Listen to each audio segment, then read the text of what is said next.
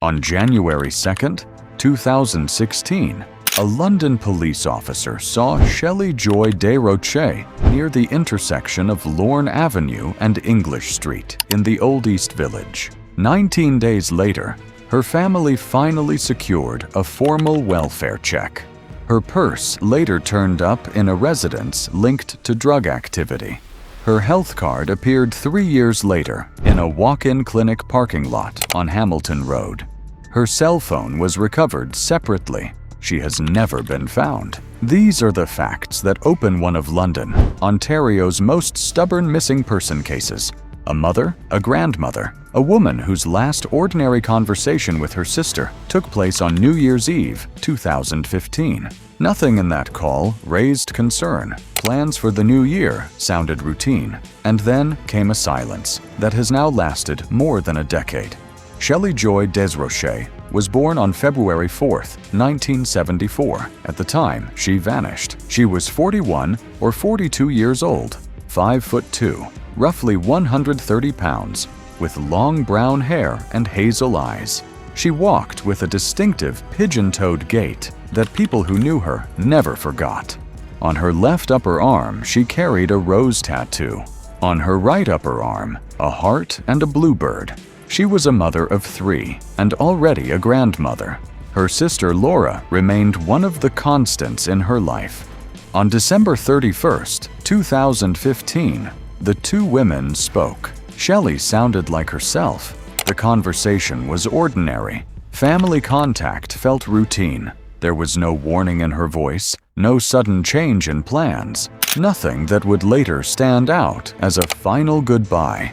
Shelley had known hard years. She struggled with substance use and the lasting effects of trauma. At times, she moved through the street-level world of Old East Village and the Hamilton Road corridor. Yet those who loved her described a woman who still sought connection, a woman who still showed up at her sister's door after long nights, a woman who still talked about taking courses and finding a place of her own. January 2, 2016 began like many winter Saturdays in London. Cold air, quiet streets, low cloud. Shelley was seen in the area of Lorne Avenue and English Street. A police officer confirmed the sighting. That visual contact remains the last officially verified moment authorities can place her in public. Some later accounts mention possible additional sightings in the days that followed. One near Ernest and Bradley Avenues that same afternoon. Another near Hamilton Road and Rectory Street on January 5th. None of those reports rose to the level of the confirmed police observation on the 2nd. After the officer's sighting, the trail went quiet. In the days that followed, no one who knew Shelley received a call, a message, or a visit that felt definitive. Her sister waited the way families often wait when a loved one has a history of temporary absences. A week of silence was not unheard of. 2 weeks still felt possible to explain, but the silence kept lengthening. Each day without contact made the ordinary explanations harder to hold. On the afternoon of January 21, 2016, a welfare check request reached the London Police Service. Officers began looking for Shelley. They could not locate her. Investigators determined that the last confirmed sighting remained the one near Lorne Avenue and English Street on January 2nd, 19 days earlier. Banking records became an early anchor. Shelley was expected to access a deposit around January 29th. The account stayed untouched. No withdrawals, no transfers, no activity. On February 1st, 2016, police issued an official missing person notice. The description went public. 5'2", long brown hair, hazel eyes, the rose tattoo, the heart and bluebird, the distinctive pigeon-toed walk. Detectives treated the recovered objects as anchors rather than answers. Each one was catalogued, photographed, and tested. The pattern that emerged was consistent and unsettling. Pieces of Shelley's daily life continued to appear in the city, while the woman who owned them did not. For Shelley's sister Laura, The early months of the investigation carried a specific kind of strain. The last ordinary conversation still felt recent. The confirmed police sighting still felt close enough that a break in the case might reverse everything.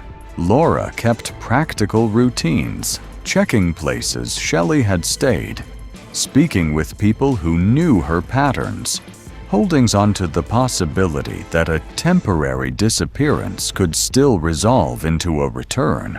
Friends and family distributed posters.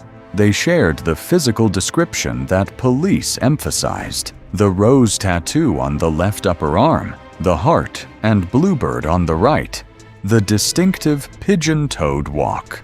Awareness efforts focused on the same streets where Shelley had last been seen. In those first years, the hope remained concrete: that someone who had seen her after January 2nd would finally come forward with a usable detail. Laura later described the difficulty of watching other families reach the stage of formal goodbyes, while her own situation remained suspended. The absence of clear information left no ritual to complete and no fixed point to mark. Early advocacy stayed focused on keeping Shelley's name and image visible, on feeding the tip line, and on pressing for continued police attention.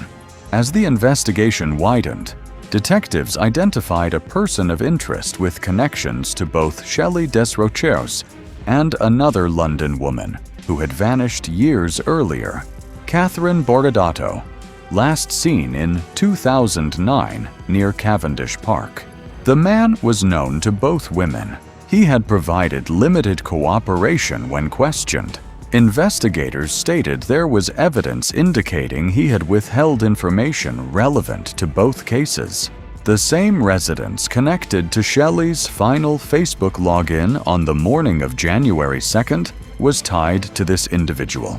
That digital detail, combined with the overlapping social circles of the two missing women, elevated the inquiry. Detectives explored the relationships, the timelines, and the gaps in the account he offered. No charges resulted from the questioning. The investigative avenue remained open, but constrained by the quality of information obtained. Police publicly noted that the absence of confirmed sightings and the pattern of investigative findings pointed toward a strong likelihood that Shelley was no longer alive. At the same time, they emphasized that every possibility continued to be examined. The tip line stayed active. Hundreds of tips were received and methodically assessed. Some led to follow-up interviews, others closed without new direction. Independent search efforts grew alongside the official investigation. The volunteer organization Please Bring Me Home took on the case, conducting reviews of locations and deploying specialized search resources, including trained dogs. Teams walked riverbanks, vacant lots, and areas of historical significance to the inquiry. Their work generated additional tips and kept public attention on the open questions. Detectives continued to examine forensic material from the recovered belongings and any associated scenes. Vehicle records, associate timelines, and residual digital data were cross-checked against the known movements of people in Shelley's circle. No single piece of evidence produced a conclusive path. The case remained assigned to the Major Crime Section, treated as an active missing person investigation with cold case characteristics as the years accumulated. Years into the disappearance, the texture of family response shifted. Early practical hope gave way to a longer, more complex form of endurance.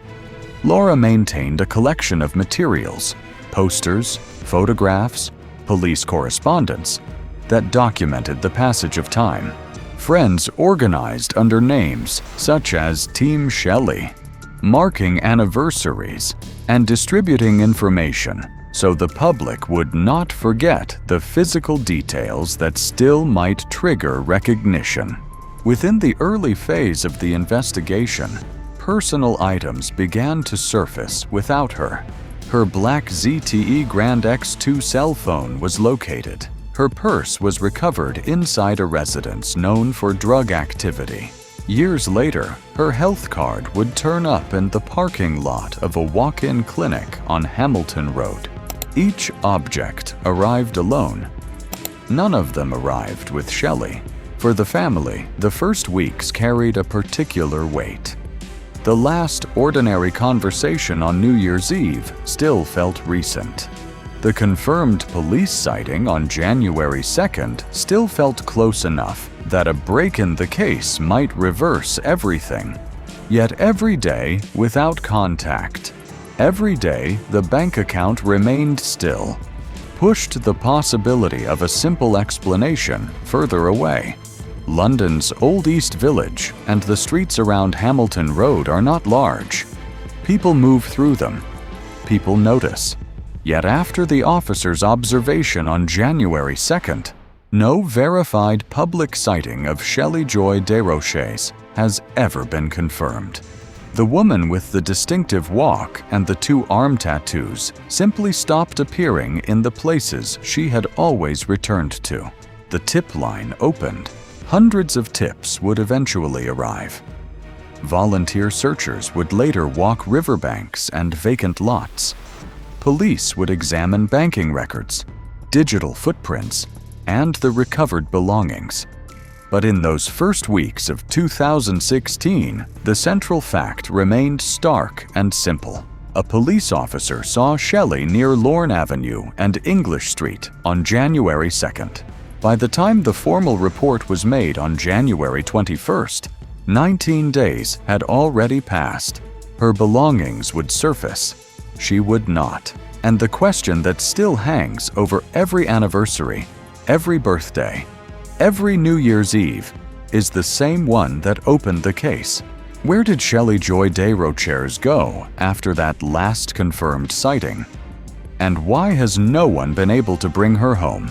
Once the formal missing person file opened on January 21st, 2016, London Police Service detectives moved into the methodical work that defines every high-stakes disappearance. Banking records formed the first hard timeline. Shelley had an expected deposit scheduled near the end of January. The account never moved. No withdrawals, no transfers, no activity after the window when she should have needed money. Investigators pulled her digital footprint next. Social media activity, last known logins, and device data were examined in sequence. One detail stood out early. On the morning of January 2nd, Shelley's Facebook account had been accessed from a residence in the Lorne Avenue and English Street area. That address belonged to a man already known to her. Detectives interviewed family members, friends, and associates who had last spoken with her. They walked the same corridors of Old East Village and the Hamilton Road corridor where she was known to move. The dedicated tip line, 51966 05842, went live. Calls began arriving within days. Each tip was logged, prioritized, and followed. Personal items began to surface in ways that deepened the puzzle rather than resolved it. Shelley's black ZTE Grand X 2 cell phone was located separately from her. Her purse was recovered inside a residence associated with drug activity. The bag contained everyday objects that should have remained with her. Identification, personal effects. Yet the woman herself was absent. Approximately 3 years later, her health card appeared in the parking lot of a walk-in clinic on Hamilton Road. The card had traveled through unknown hands and unknown distances before coming to rest on asphalt, far from any confirmed sighting of Shelley. Forensic examination of the recovered belongings yielded limited actionable DNA or fingerprint leads that could explain her whereabouts. The items confirmed she had been present in certain environments. They did not explain where she went next. One friend from Shelley's earlier years in the group home system, Roberta Kilbourne, reconnected with the family After seeing a missing person billboard on Hamilton Road, she joined the volunteer search efforts and became a consistent presence, keeping a binder of tips and maps and placing small remembrance stones in parks. Her return showed how the case kept drawing in people who had known Shelley at different points in her life. The emotional register shifted from the sharp urgency of the first months to a sustained insistence that the case not be allowed to fade. Family and advocates kept feeding information to police and the tip line, pressing for renewed public appeals and holding on to the concrete identifiers, the tattoos, the walk, the last confirmed places, as the most practical tools still available. By the time investigators addressed the person of interest's limited cooperation and the closure of that avenue, the case had settled into a long investigative arc. Digital and physical evidence had been examined. Belongings had been recovered and tested. Hundreds of tips had been assessed. What remained was the same core absence that had defined the file from the start. A woman last confirmed near Lorne Avenue and English Street, whose everyday objects kept surfacing while she did not. In November 2021, London Police Service issued a public update on the linked disappearances of Shelley Joy Desrochers and Kathryn Bordato.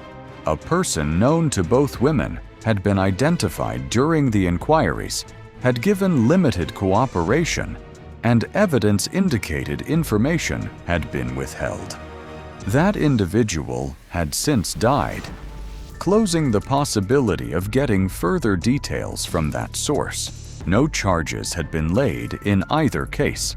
The files remained open under the major crime section. The years that followed settled into steady, constrained effort. Detectives kept assessing tips. Volunteer teams from Please Bring Me Home conducted independent searches, including with trained dogs. Billboards and posters stayed part of the landscape along Hamilton Road and Old East Village. No new confirmed sighting emerged. Banking records stayed frozen. Digital trails produced no fresh contact. The investigation ran as an active missing person file with the character of a cold case. Open, methodical, without a decisive break. For Shelley's sister Laura, time reshaped daily life around an absence that never settled. She kept a pink box of posters, T-shirts, and police correspondence, and a hallway shadow box holding a December 2015 photograph, a heart-shaped wreath, a silver butterfly, and an undelivered Christmas card, reading, "I love my sister." An empty red vase from Shelley's apartment stayed in the home, a quiet marker of a woman who had loved plants.